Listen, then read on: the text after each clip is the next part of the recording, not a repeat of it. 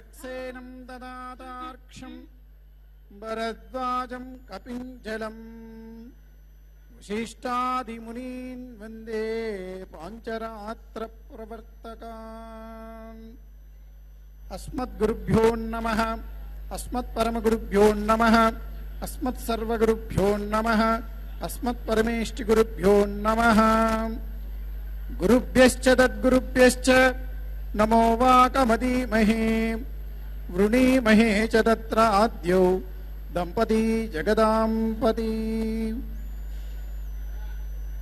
అందరూ ఒకసారి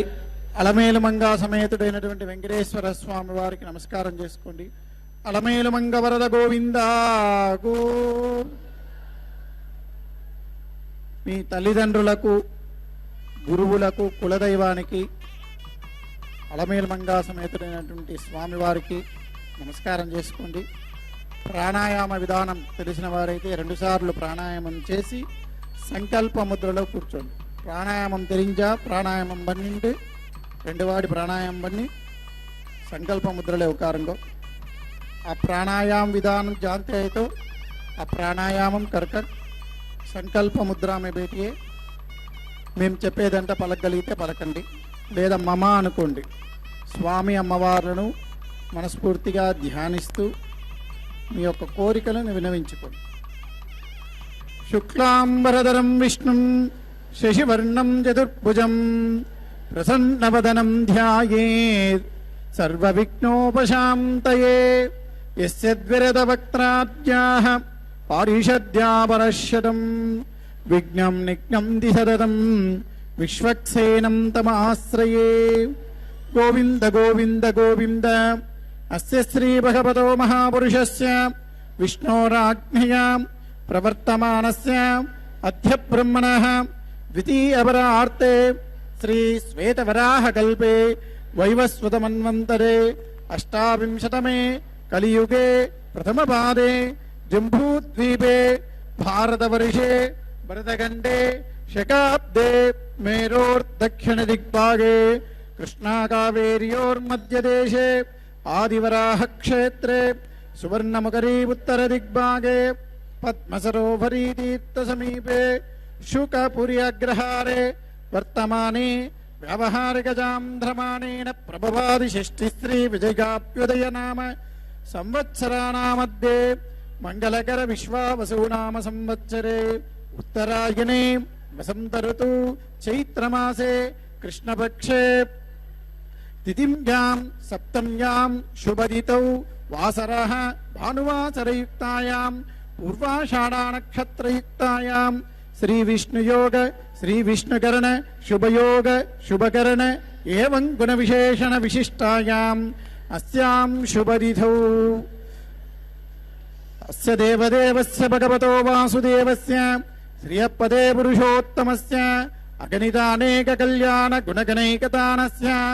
అపారకారుణ్య సౌశీల్య సౌహార్ద సౌందర్య వాత్సల్య ఐశ్వర్య మహోదదే జగద్రక్షణార్థం అవతీర్ణస్య శ్రీ అలమేల్మంగా సమేత శ్రీనివాస స్వామినః ప్రీత్యర్థం అస్య యజమానస్య గోత్రోద్భవస్య. అందరూ మీ యొక్క గోత్రము, మీ తల్లిదండ్రుల పేర్లు, మీ పేర్లు,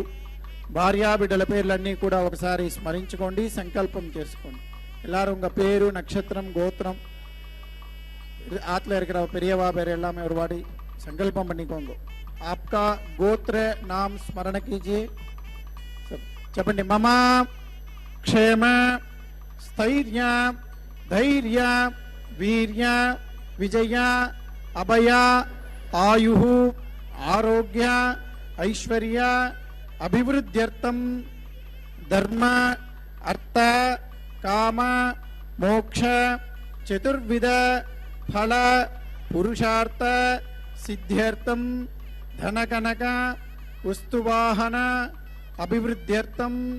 రాజద్వారే సర్వ కార్యానుకూల సిద్ధ్యర్థం శ్రీ అలర్మేల్మంగా సమేత శ్రీనివాస కళ్యాణ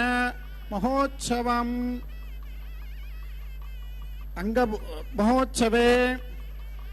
మీ యొక్క ఏదైనా విశేషమైనటువంటి కోరికలు ఉంటే ఒకసారి అమ్మవారికి స్వామికి విజ్ఞాపనం చేసుకుంటారు. మీరు దేనికోసమైతే ఈ కళ్యాణోత్సవాన్ని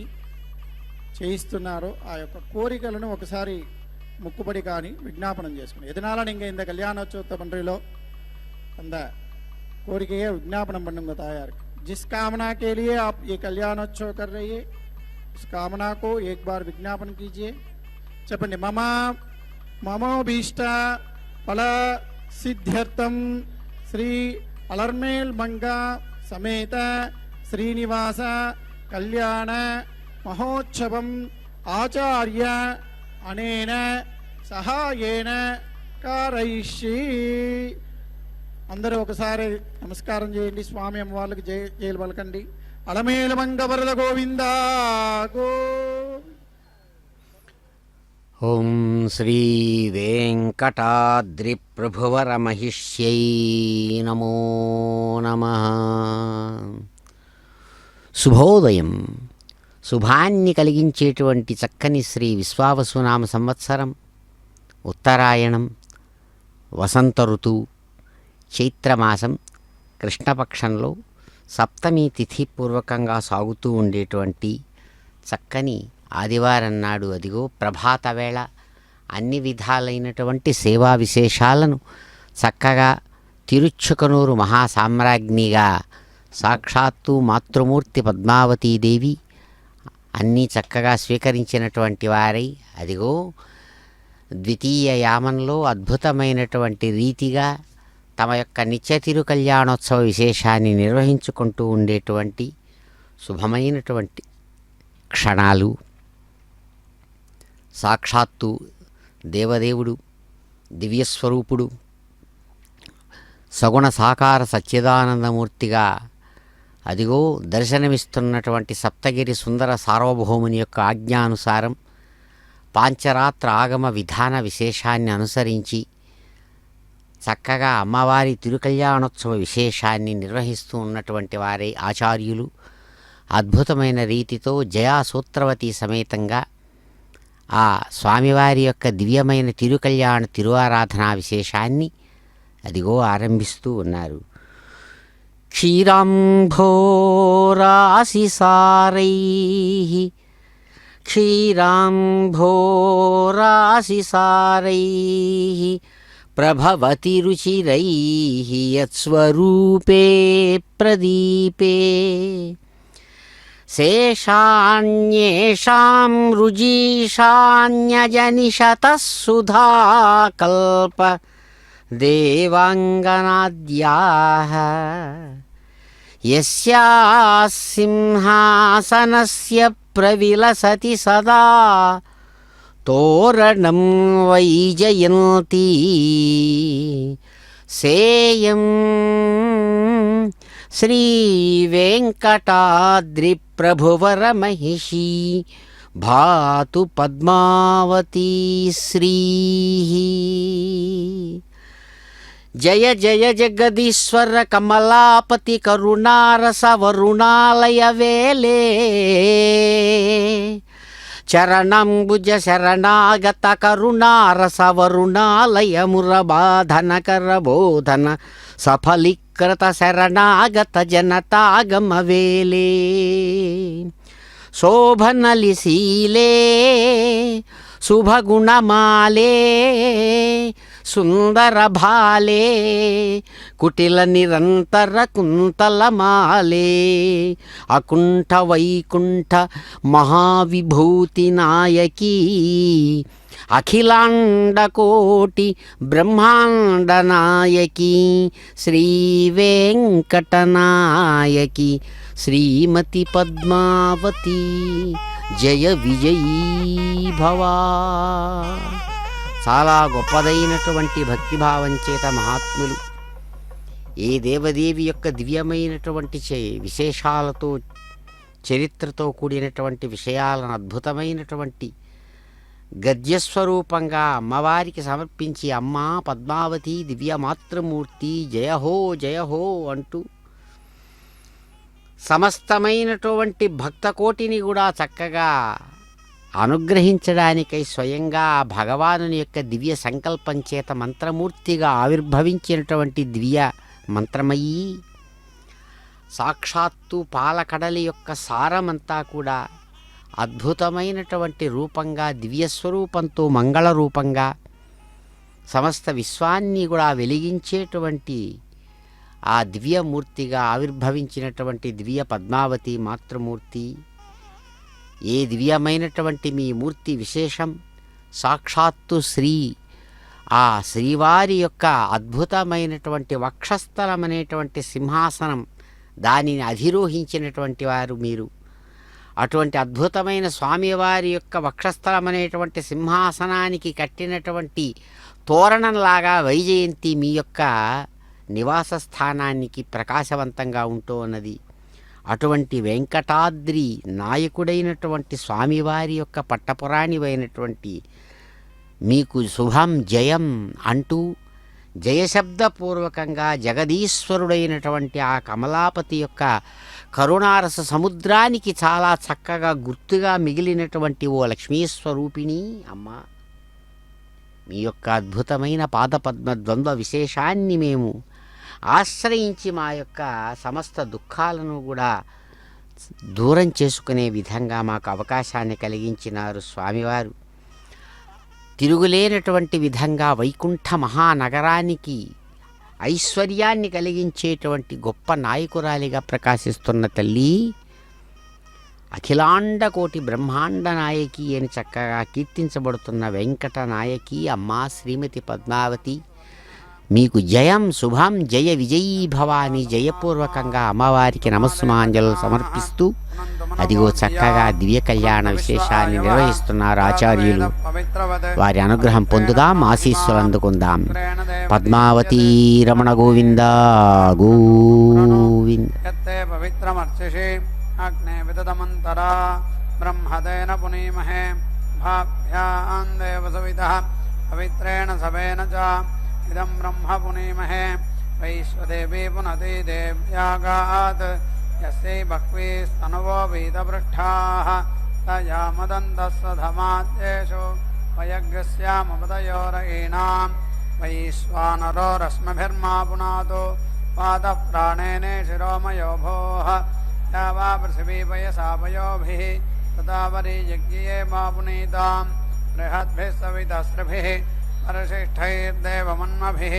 అగ్నే దక్షైः పునాహిమా येन देवा अपुनता येनापो दिव्यङ्कसः तेन दिव्येन ब्रह्मणा इदं ब्रह्म पुनीमहे यक्पावमानीरध्येति ऋषिभिः सम्भृतगं रसं सर्वगं सपोतमश्नाति सुदितं मातरिश्वना पावमानीर्य अध्येति ऋषिभिः सम्भृतगं रसं तस्मै सरस्वती दुहे क्षीरगं सर्पिर्मधुदकं पावमाने स्वस्त्ययनेः सुदुघाहि वयस्वतेः ऋषिभिः सम्भृतो रसः ब्राह्मणे समृतकं हितं पावमानेर्दिशन्तु नः इमं लोकमथो अमं कामान् समर्थयन्तु नः देवीर्देवैः समाभृताः पावमाने स्वस्त्ययनेः सुदुघाहि घटश्च्युतः ऋषिभिः सम्भृतो रसः ब्राह्मणे समृतकं हितं तेन देवाः पवित्रेण आत्मानं पुनते सदा तेन सहस्रधारेण पावमान्यः पुनन्तु मा राजापत्यं पवित्रं सतोद्यामकं हिरण्मयं तेन ब्रह्मविदो वयं भूतं ब्रह्म पुनीमहे इन्द्रस्वनीति सहमा पुनातु सोमस्वस्त्या वरुणः समीच्या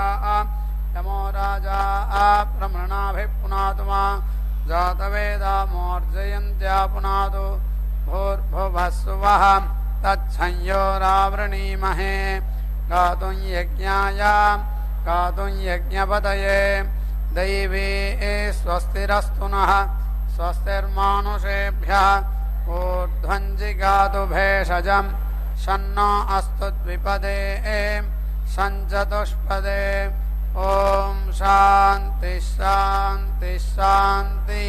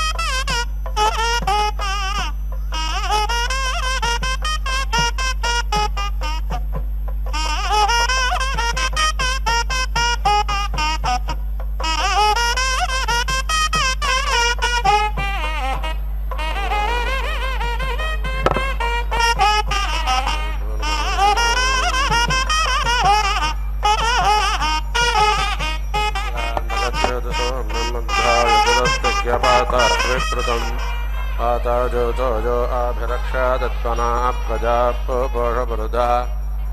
विराजते उदुच्यं जातवेदसं देवं वाहन्ति केतवाः विधे विश्वाय सूर्यं येनापापकदक्षसा हिरण्यं दञ्जनाव अनु तं वारुणपश्यसि देव्या अध्वर्यो आगतगर्तेन सूर्यत्वजा मध्वा यज्ञगतमं जाते तं प्रत्नधाजं वेणश्च अदयच्छित्रं देवानाम् आनलाभिर्विदधे अडतस्ते विश्वानारस्सविता देवयेतु अपि यथा युवानो मत्सतनो विश्वं जगदपि मानिषा यदत्तगच्छावित्रगन्नुदगाभिसूर्या सर्वं तदिन्द्रदेवसे तरनर विश्वधर ततो ज्योतिष्ठिताज सूर्या विश्वमाभाशिरोचनं तत्सूर्यस्य देवत्वं तन्माहित्वं मध्यागतोर्विता तङ्गसञ्जाभरा यदेदयत्त हरित सदस्तादाद्रात्रिवादस्तरुदेतिमस्मै तन्मित्रस्य वरुणश्च विचक्षे सूर्यो रूपं गणुतेद्योरुपस्ते अनन्तमन्यन्द्रुतदस्य पादकष्टमन्यन्धरितः सम्भारन्ति वन्महाव आशसूर्यबला आदित्यमहाव आसि महत्ते सतो माहिमापारस्यते जाते एव महाव आसि वक्षोर्यश्रवस महाव आजसत्रादे एव महाव आसि मन्ना देवानामचर्यपुरोहिताभज्रधरदाभ्यम् कायन्तैव सूर्यं विश्वे चन्द्रस्य भक्षता वसूर्जाते जनामान ओजस प्रतिभागं न देजिमा अन्ध्यादे एव उदित सूर्यस्य निरग्गादप्रभृता निरावद्यात् तन्नो मित्रो वरुणो मामहन्दामते दश्यन्तः पृथिवीव तद्योः आकश्चन रजथ वर्तमानो निवेदयन्नमतं मत्तं च हिरण्यजनतभितारतेन देवो जातिभुवानानि पश्यन्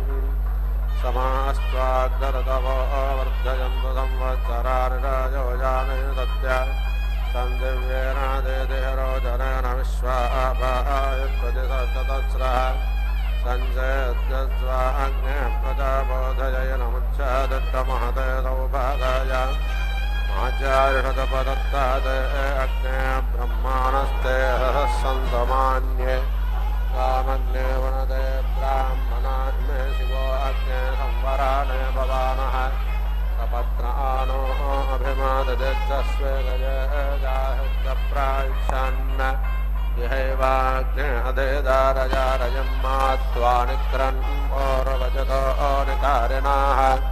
क्षत्रमग्ने सुयमामस्ततभ्यामसत्कावर्धतान्ते अनिष्टतः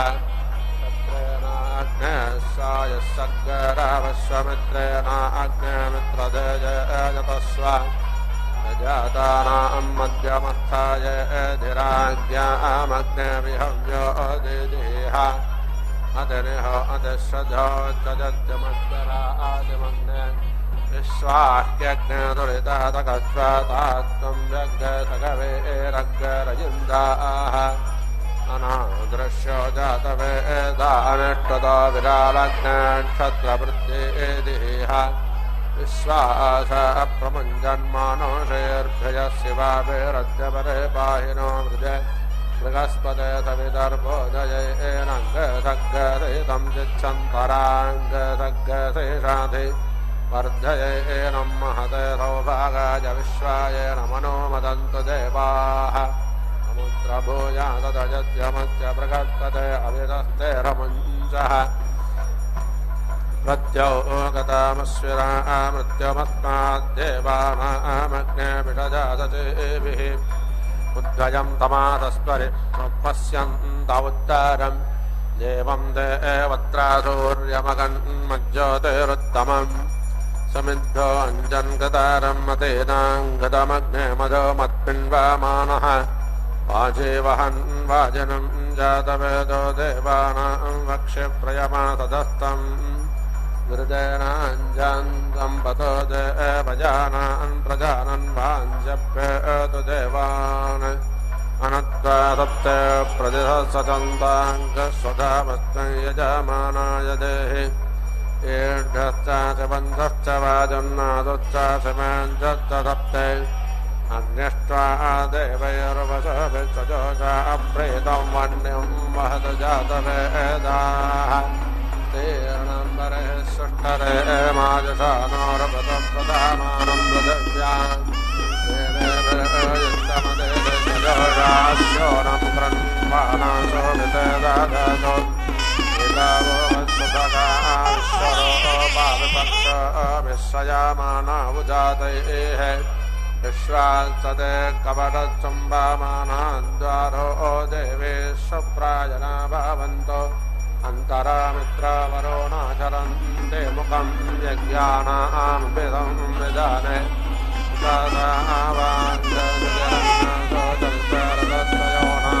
आदयामि वर्णा देवो वज्यन्तो भुवनानि विश्वा स्वयं चोदनावाम्यमानाहोताराज्योतिप्रतिदादिसन्ता आदित्यैर्नो परदेवट्टयज्ञरज्वते सकरुद्रैर्नावेद लोपाहुतावतभिस्तजोषा यज्ञन्नो देवीरमुतेर्दत्ता तुष्टा वीरं देवकामं जजानत्तोत्तरवाजायतातुरत्वाः तुष्टेदं विश्वं भवानं जजानवः कर्तारामहयक्षिहोतः स्वोगतेनत्मन्यासमक्तौपादेवा ऋतसप्पातायेतो वनस्पतिर्देवलोकं प्राजानन्नग्निनाहव्यास्वादितानि वक्षते प्रजापतेस्तपतापावृतानः सद्यो जातो दादिते यज्ञमग्ने स्वाहागतेन विरापुरोगाय इदाद्या विराजन्तु देवाः एतं कृण्वन्नाकेतवेपेदो मर्या अपेदते समुषद्भिरजा यथाः धीमोदस्येव भवति प्रत्येकं यद्वर्मे याते समदामुपस्ते अनाविद्यया तन्वादयत्वग्गसत्त्वा वर्माणो महिमापेवत्तो धन्वानाकाधन्वाना जिञ्जायेम धन्वाना देव्राः समदो जयेम धनशत्रोरपकामं गणोति धन्वाना सर्वा अप्रतिशो जयेम ते आचरन्ते समाने वयोषा देवा पुत्रं विवृतामुपस्ते अपशत्रो अन्विद्यतां गतं विधाने आत्रेयमे विस्फुरन्ते अमित्रान् वक्षन्ते वेदागाने गन्ध्यकर्णं प्रियग्गदखायं परिरस्वजाना दोषे वसन्ते पितता जतन्वन्ध्या यज्ञसमाने पारयन्ते आहेरिवभोगै पर्येति बाहुञ्जाया आहेतिं पारिपादमानः अस्तग्नो विश्वावयुनानि विद्वान् पुमान् पुमा अग्रसम्परिपात विश्वतः क्वेनां पिता भगवतस्य पुत्रस्य शाकर्णोति समानापगत्य ऋषजिसङ्ख्या प्रदानात् सर्वा अपृष्ठेण नोदयति प्रसोदः उपर्णं वत्ते मृगो अस्य दन्तो गोभिस्सन्नद्धा पतति प्रसोदः यत्र नरस्सञ्च विचद्रवन्ति तत्रात्मं भ्रमिषावः सर्वा यज्ञसन्न वनस्पते वीड्वङ्गोहिभुजा आत्मत्साखा प्रदरानस्वीराः गोभिस्सन्नद्धो अतिवेलयत्वा स्थातदयदयद्वानि अततिष्ठन्मयति वाजनः पुरो यत्र यत्र कामजातयजुषारथिः अभिषो नाम महिमानं पनायतमनः पश्चादनो यच्छन्तरत्मजाः आजङ्गन्ति साङ्गां जघनाौ उपाजघ्नते स्वाजनपदतोत्स्वाञ्चमञ्चोदय उपस्वादय पृथिवे मतद्यां पुरुत्राते मनथां विष्टेतं जगाते अजन्तवे सचोरन्द्रेणदेवेद्युरान्दवेजो अपाचयदसत्रान् यदक्रन्दप्रथमं जायमानवज्जन् समुद्रादुतवापुरेषात् तेन च वक्षारणस्य बाहो वच्चत्यं महे जातन्ते अर्वन् यमेन दत्तं तृतयेन मायनगिन्द्रायणं प्रथमो अध्यादिष्टते गन्धर्वोत्तरथनामागट्टान् चोरादत्तं वदवो निरादट्ट अशेजमोत्यादित्यो अर्वन्नचत्रताहुक्येन व्रतेन अशिशोमेन तमजा विप्रत्त आगत्ते त्रीणि दिविबन्धनानि त्रीणि दाहुर्दिविबन्धनानि त्रीण्यप्सुत्रीण्यन्तमुद्रे देवामेव रोणच्छन्तर्वन्यत्राताहुः पारमं चरित्रम् महदेवाजन्नवमार्जानानि मादपानाङ्गदनतरुणजाना अत्र देवद्राराधना पच्चमृतजयाभिरक्षन्ति गोपाः आत्मानन्दे मनोदाराधजनमवोधिवापतयन्तं पतङ्गम् शिरो अपत्यं पदविच्चुकेभिरेणुभिर्जगामानं पदत्रि अत्र तेरूपमुत्तममावश्यं जगेशमानमिषापदे गोः यदा देवत्तो अनुभोगमानला जगदिष्ट ओषाधिरजिगः अनुद्वारथो अनुमर्यो अर्वन्ननगावो नपगकनीनाम् अनुव्राता आदत्यवादक्षमे यरणो देवामामिरे वीर्यन्ते हिरण्यशृङ्गोजो अस्य पादामनो जवा अपारयन्द्रा आसीत् देवा इदस्य विरद्यमाजन्यो अर्वन्तं प्रथमो अद्य दट्टते ईर्वान्तादच्चलेकमध्यमादस्तगदोरानादो दिव्यादो अत्याह अग्रदा वज्रेणदो जातङ्गयदाक्षेषद्दिव्यमध्वमश्वाः तव चरेरम्बदयत्वरवन्दवाजित्तं वाताय भद्रजेमान तव शृङ्गानविष्टेदापरुद्रारण्यडजर्भोरानाचरन्ते उपप्रागाञ्जदानं वाञ्जर्वादे वज्रेजामनादादेव्यानः अजपुरोणे यतैरावेरस्यानो पश्चात् कवयो जन्त्यरेवाः उपप्रागात्परमं यत्तदस्तमर्वाौ अच्छापितरं मातरं च अद्यादेवाञ्जष्टतमोहगम्या अतादास्ते धातुषेवार्यानि समिन्धो अद्य मनोजोदरोणे देवो देवान्यादजातवेदः आजवः मित्रमगच्छकित्वान् द्वन्द्वोदकविराजप्रदेताः तनूनपात्पदरदयानान् मध्वासमञ्जन् स्वादजाजक्वा मन्मान् देवरदयज्ञवृन्दन्ते वत्राजगुणगध्वरन्नाः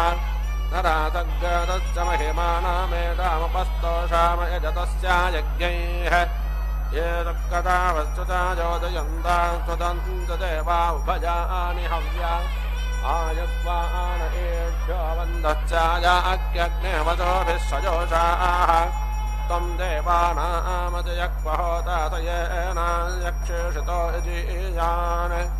प्राचीनं वर्गे प्रतिशा पृथिव्यावत्तो रस्यावृज्यते अग्रे अह्नाम् यो प्रददे वितरं वरे यो देवेभ्यो अदितयस्योणम् यजत्वतेरुर्भिया विश्वायन्तां पतिभ्यो रजनायच्छुम्भमानाः देवे यद्वारो मृगदेरविद्वमन्वा देवेभ्यो भवदतु प्राजनाः आदुष्वजन्ते अजते उपाके उदातनुत्ताततान्ययोनो दिव्ये योजाने मृगते दुरुक्मे अधिश्रयज्ञचक्रपि सन्दधाने देव्याहोदारा प्रथमा सुवाचा विमानायज्ञं मनोजो यजज्ञै प्रचोदयन्ता विदते नकारो प्राचीनं ज्योतिप्रतिदादिसन्ताः आदित्यैर्नो पारहते वक्रयज्ञगरस्वते तगरुद्रैर्नावेद विलोपाहुतावतभिस्सजोषा यज्ञन्नो देवे रमते दत्ता वीरं देवकामं जजानत्तोत्तरं आजुरज्वाः त्वष्टेदं विश्वं भुवानं जजानभः कर्तारमः यक्षिहोतः विश्वगतरत्मन्यातमक्ष उपादेवा ऋतपादायतो मनस्पतिर्देवलोकं प्राजानन्नग्निना हव्यास्वादितानि वक्षते प्रजापतेस्तपातावावृतानः सद्यो जातो ददिते यज्ञमग्ने स्वाहागतेन अभिरा पुरोगाजा इसाद्या अभिराजन्तु देवाः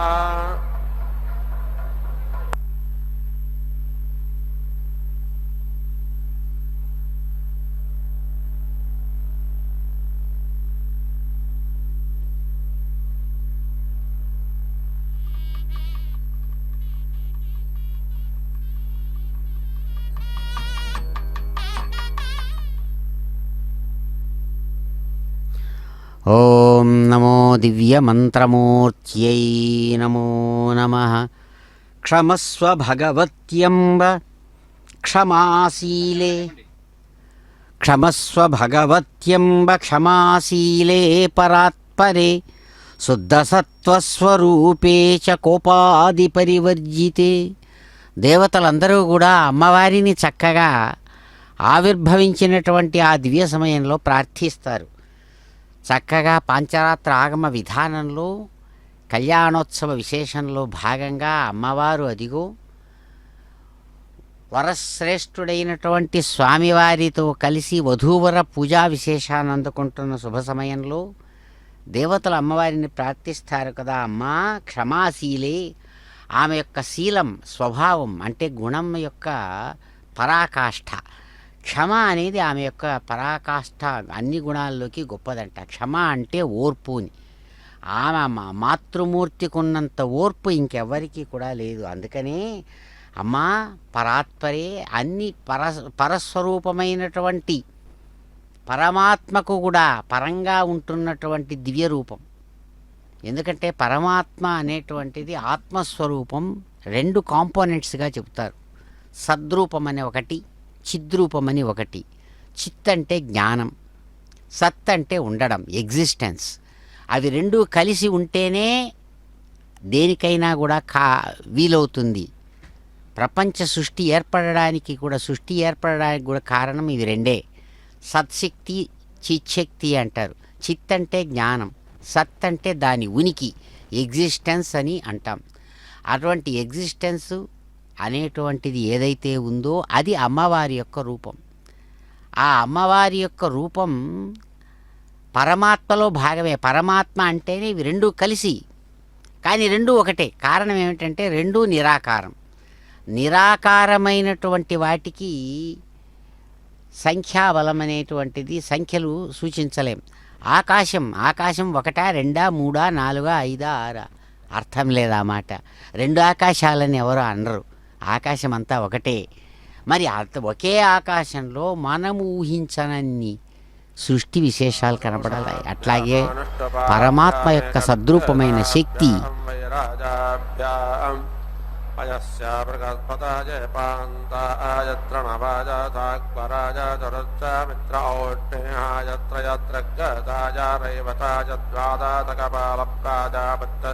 చరరదిత్తే విష్ణుపత్నే చరరగ్నయ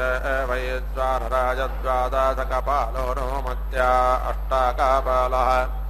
ఆగ్నేయ కృష్ణంగ్రే వత్సారస్వతే మేషే బభ్రः సౌమ్య పౌష్ణశ్యామశ్చేద విష్ణోపారగత్పద్య శిల్పో వైశ్వదేవః అయేంద్రో అరుణో మారుతః కల్మాద అయేంద్రాగ్నః సగ్రహీతో దోరామచ్చావిత్రో వారుణకృష్ణయేకాదతి పాత్పేత్వాః అగ్నయేనే కవతే రోహితాంజరణద్వానదోరామో సావిత్రోప నౌరాజతనాభి వైశ్వదేవో విసంగౌ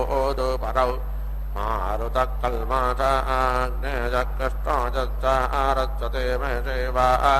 పునఃప్రేత్వాః అస్య జరాజోదమామరిత్రార్చద్దో మాతో అగ్నజః పావకాః విదేదయస్వాత్రాసో భురన్యవో వనర్షదో వాయవో న సోమాః अराजो धूमक तवो वातजोत उपद्यवे यथन्ते पृथाग्नजाः यजानो मित्रावरो न यजा देवा ऋतं मृगत् अग्नेयक्षस्वन्दमम् इक्ष्वाहि देवहूतमाौ अश्वाौ अग्नेरथेरेव इहोता पूर्वस्सदः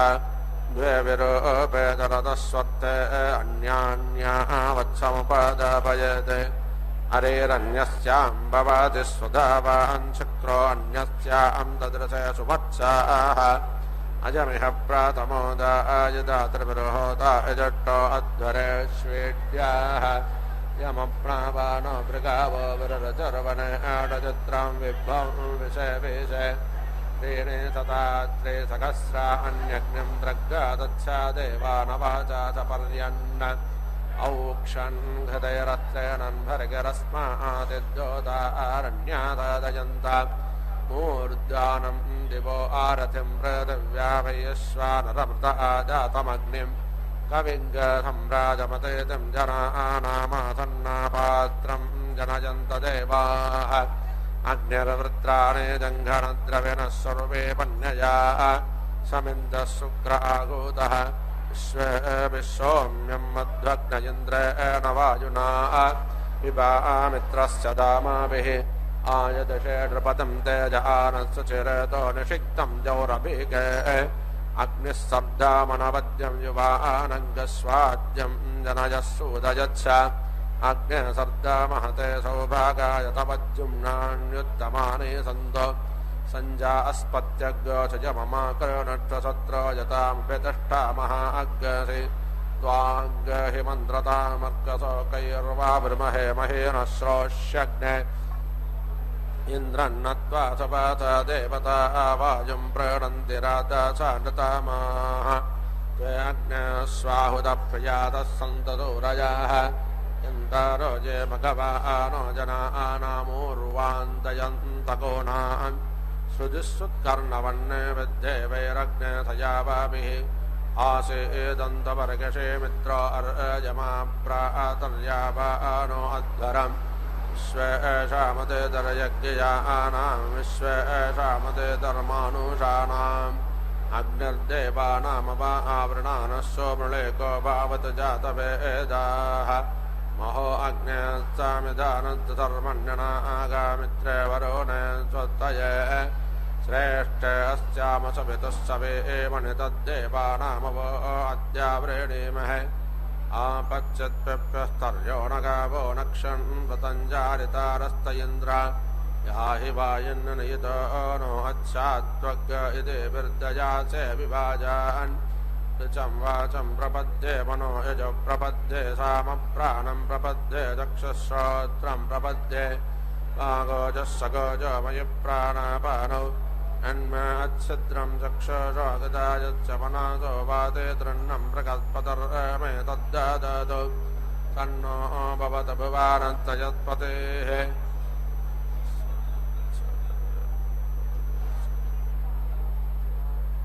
गजानच्छिद्र भूवदूते सदा वृतस्सखा गजादजट्टयावृत तत्त्वा सत्यो मदानां मग्गदट्टो मत्सदं दातः ऋक्लाते दारुजे वसु अभीषणस्तके एनामविताजारत्रेणां ततं भावास्योतिभिः गजात्पन्नावोद्याभिप्रमन्दसे वृषन् गजास्तोतृभ्याभारा इन्द्रो विश्वस्य राजति सन्नो अस्तद्विपदे संचतुष्पदे सन्नो मित्रः संवरो नः सन्नो भवत्वर्यमा सन्न इन्द्रो बृहस्पतिस्तन्नो विष्णोरुक्रमः सन्नो वातः पवताङ्ग सन्नस्तपत सूर्याः सन्नः कणिकतद्देवः पर्जन्यो अभिवर्षतु आहानि सम्भावन्तु नः सज्ञरात्रिप्रतिधीयताम् सन्नायन्द्राग्ने भावतामवो विसन्नयन्द्रावरो नारातहव्या सन्नायन्द्रापूषणा वाजातौ समिन्द्रा सोमा सुपिताय संयोः तन्नो देवेरभिष्टाय आपो भवन्तु वेदये संयोरभिश्रावन्तु नः स्योना पृथिविनो भवान् रक्षरा निवेशानि यच्छानः सर्वा सप्रथाः आपोहिष्टामायो भुवस्ताना ऊर्जे दधातन महेरणाय दक्षात् यो वस्यवतामोरधस्तस्याभादयते गणाः सतीरेव मातराः तस्मा अरङ्गमामवोजस्य क्षयाय जन्वाथ आपो जनजाताजनः यो शान्तिरन्तरिक्षशान्तिपृथिवीशान्तिरापशान्तिरोषादयस्शान्तिः वनस्पतयः शान्तिः शान्तिरेव शान्तिः दुर्गामामित्रस्यामा चक्षुराथर्वाणि भूतानि समेक्षन्ताम् मित्रस्याहं चक्षुरा सर्वाणि भूतानि समेक्षे मित्रस्य चक्षुरा समेक्षामहे दुर्गामा योक्ते तन्द्रचे दिव्यासं योक्ते तन्द्रचे दिव्यासं नमस्ते हरचे रोचचे नमस्ते अच्छक्षे अन्याङ्गस्ते आत्मत्तापन्ते तयः पावकोऽस्तं जगद्गुरोभव नमस्ते अस्तु विद्युते नमस्ते स्तनयत्नवे नमस्ते भगवन्नत्वयतस्व समीहासे यतो यतः समीहासे ततो नो अभायं कुरु तन्नः कुरु प्रजाभ्यो भाजन्न पशुभ्यः सुमित्रया न आपवोषादयः सन्तु दरमित्रयात्तस्मै सन्तो योऽस्मान् द्वेष्टयं च वयं दिष्मः चक्षुर्देवहेतं पुरस्ताच्छुक्रमुच्छरात् अस्येमथरदः शतं जीवेमथरदः शतं गृणोयामथरदः शतम् आनो भद्राक्कता भोजन्त विश्वतो दब्दासो अपारेतादमुद्भिदाः देवानो यदा ततमिद्वृधे अतन्नप्रायुवो रक्षितारो दिवे दिवे देवानां भद्रासो मदर्रोजो यतां देवानाङ्गराजरभिनो निवर्तताम् देवानाङ्गसख्यमुपाधेदिमा वयं देवानाय प्रतिरन्त्वजेवते तान् पूर्वाजान् विदाहुमहे वयं भगं मित्रमदेजं दक्षामश्वजम् अर्यमनं वरो नङ्गथो मामश्विनातरस्वतेरस्वपगामजस्करते तन्नो वातो मजो भुवातपेषजं तन्माता पृथिवी तत्पिताद्यौः तद्ग्रावानत्सोमजुतो मजो भुवस्तदश्विनाथुनतं दृष्ट्यायुवं तमेशानं जगातत्तत्तत्पतिं जयञ्जन्नमवाचे ओमहे वयम् पूषानो यथा वेदामसद्वृधे रक्षिता पाजरदब्जस्वस्तये स्वस्तिरयन्द्रो वृद्धस्रावान् स्वस्तिरं पूषा विश्ववेदाः स्वस्तिरस्ताक्षो स्वस्तिनो मृगस्पतिर्दधातु सुषादस्वामरुतप्रस्ते मातरः सुभयावानो विदधे जग्मायः अग्निजग्वामनावः शूरादक्षतो विश्वेनो देवा अवसागामन्यः भद्रं कर्णेः विशृणुयाम देवा भद्रं पश्येमाक्षपर्यजत्राः स्थिरैरङ्गैस्तट्टवाङ्गदस्तनोभिर्व्यासेम देवहेतं यदायोः अदमिन्नशरदो अन्ते देवा यत्रानच्छक्राजरथं तनूनां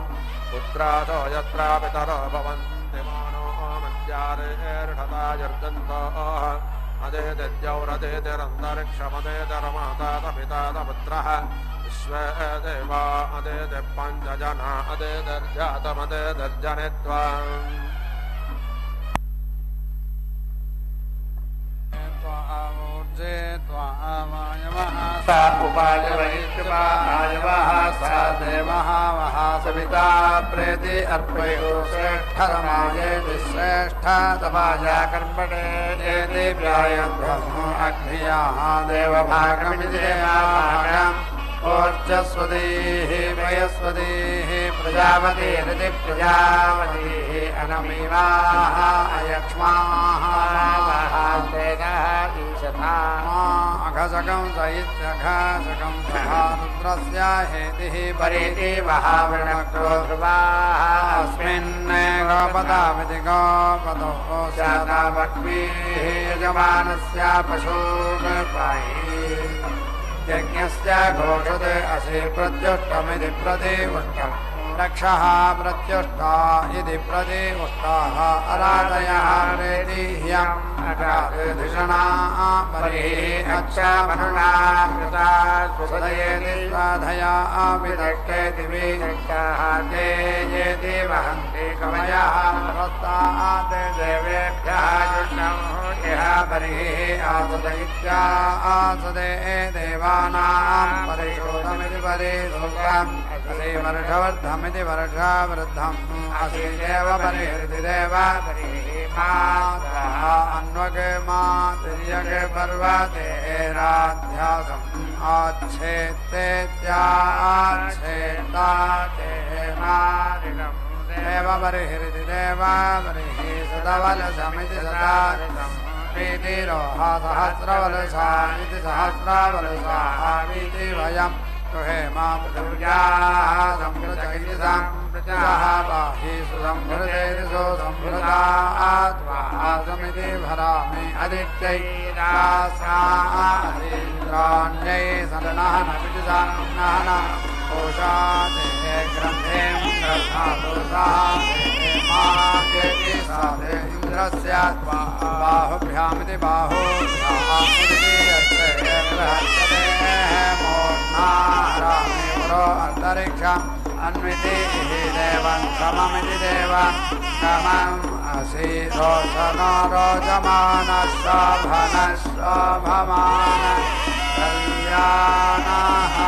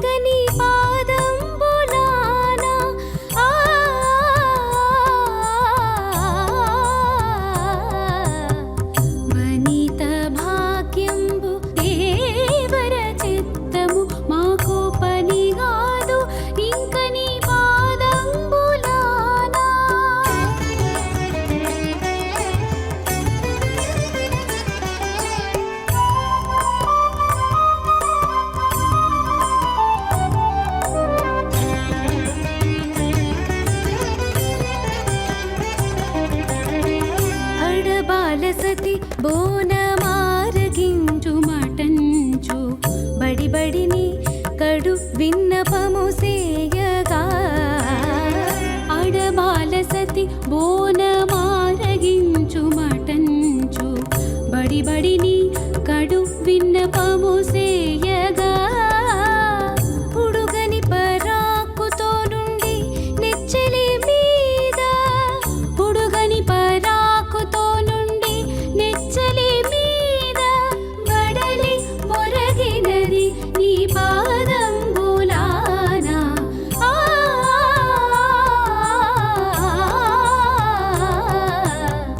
వనిత భాగ్యంబు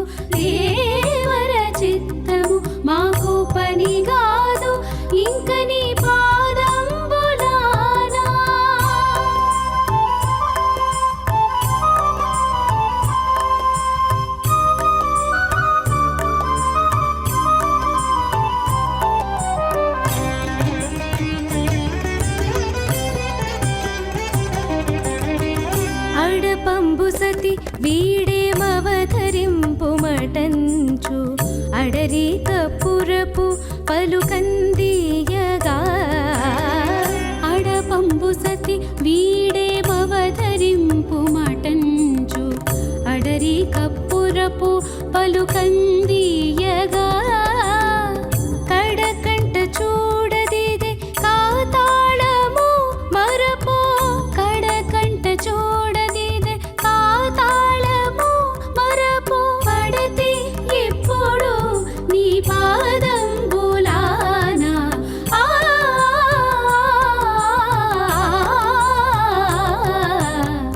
వనిత భాగ్యంబు దేవర చిత్తము మాకు పనిగాదు ఇంక నీ పాదంబులానా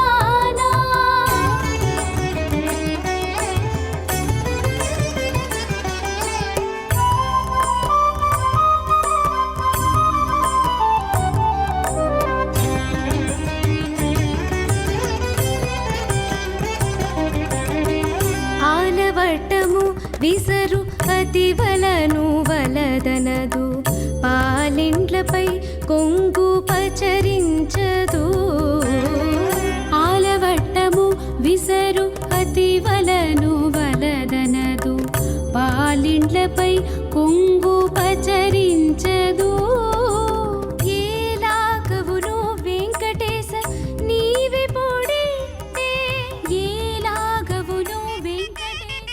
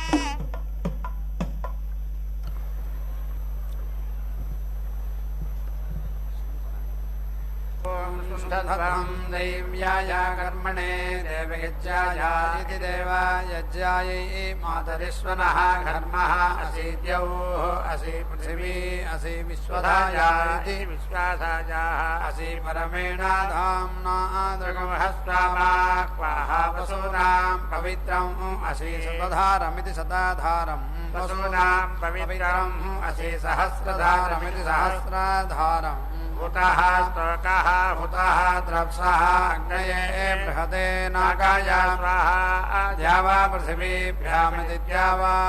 पृथिवीभ्यां सा विश्वायुरिति विश्वा आयुः सा विश्वव्यचा इति विश्वाव्यचाः सा विश्वकर्मेति विश्वकर्माः समिति पृच्छध्वं ऋतावरीरित्यर्थावरिः ऊर्मिणीः मधुमत्तमा इति मधुमत्तमाः मन्द्राः धनस्य साधये सोमेन रायेति तनक्ष्मि इन्द्राय दधि विष्णु इति हव्यं रक्षस्वा कर्मणे वां देवेभ्यः सखेयम् वेषाय त्वाः प्रत्युष्टमिति प्रति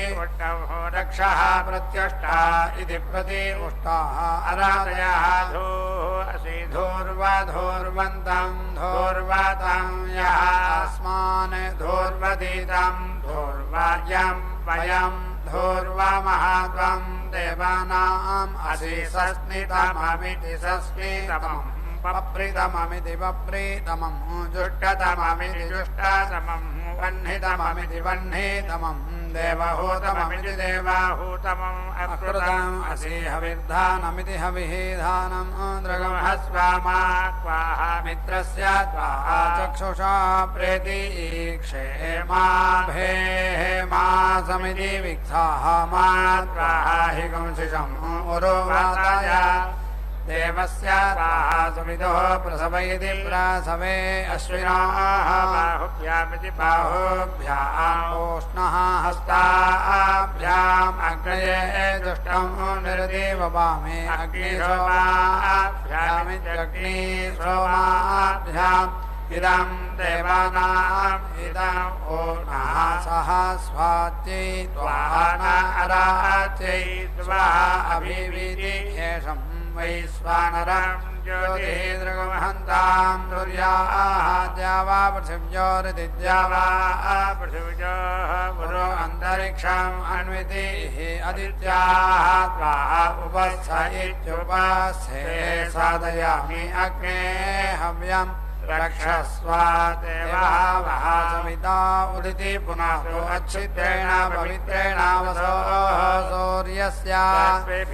रश्मिभिः आपः देवीः अग्रे भव इत्यग्रे भुवः अग्रे गुव इत्यग्रे गुवः अग्रे इमं यज्ञं नयत अग्रे यज्ञपतिमिति यज्ञमिति धत्तायुष्मान् इन्द्रः अवृणीता वृत्रसूर्य इति वृत्रा इन्द्रम् अवर्णेध्वं वृत्रदोर्य इति वृत्रादोर्ये प्रोक्षिता इति प्राक्षिताः सार्कजेष्टं प्रेति उक्षामि अग्निशोमाभ्यामित्यग्निशोमाभ्यां सुन्धत्वं दैव्याय कर्मणे देवयज्ञाय इति देवायज्ञायै अवधूतमित्यवधूतम् रक्षः अवधूता इत्यवधूताः अराधयः अदित्याः त्वक् असि प्रतीति त्वाः पृथिवी वेत्तो अधिशवनमित्यधिशवनम् असि वानस्पत्यं प्रतीति त्वाः आदित्याः त्वक् वेत्तो अग्नेः तनूः असि वाचः विसर्जनमिति विसर्जनं देववीतय इति देवावीतये त्वाः गृह्णामि अद्रिः असि वानस्पत्याः सह इदं देवेभ्यः हव्यम् सुसमेति सुसमे समेश्वा इदं ऊर्जं येति वदाद्युमदिति द्युमत् वदता वयं सङ्घातमिति घातं ज्येष्मा वर्षवृद्धमिति वर्षावृद्धम् असि प्रतीति स्वाहा वर्षवृद्धमिति वर्षावृद्धं वेत्तो पराभूतमिति पराभूतं रक्षः पराभूता इति पराभूताः अराधयः रक्षसां भागः असि वायोः वहामीति विनक्तो देवः महासविता हिरण्यवाणिर्हिरण्यवाणिः प्रतीति गृह्णातो पूर्णाहुतिमुत्तमान् जुहोति सर्वं वै पूर्णाहुतिः सर्वमेवाप्नोति अथो इयं वै पूर्णाहुतिः अस्यामेव प्रतिष्ठति नारायणाय विद्महे वासुदेवाय धीमहि तन्नो विष्णुः प्रचोदयात् स्वाहा महादेव्यै च विद्महे विष्णुपत्न्यै च धीमहि तन्नो लक्ष्मीः प्रचोदयात् स्वाहा